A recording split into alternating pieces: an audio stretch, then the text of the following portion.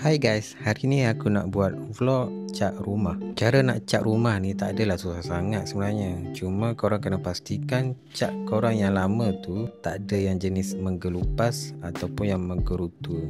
Lepas tu bila korang dah decide nak colour warna apa, korang bolehlah beli cat. Lepas tu korang kacau-kacau dia punya cat dan korang start lah cat. Antara barang-barang yang perlu ada untuk proses mengecat, yang pertama korang perlu kena ada cat sendiri. Cat sekarang memang mahal ni. Yang kedua korang kena ada berus dan roller. Yang selebihnya korang perlulah pakai pelapik lah, supaya bila korang tengah cat tu, kelebihan cat tu tak jatuh ke lantai ataupun permukaan lantai, supaya kerja tak jadi dua kali. Jadi cara nak mengecat pun taklah susah sangat. Korang just roller je daripada atas ke bawah. Dan untuk layer ni sebaiknya korang cat 3 lapis supaya korang punya cat tu menyelah. Yang bahagian bawah-bawah, bahagian plug dengan bahagian skirting korang pakai berus.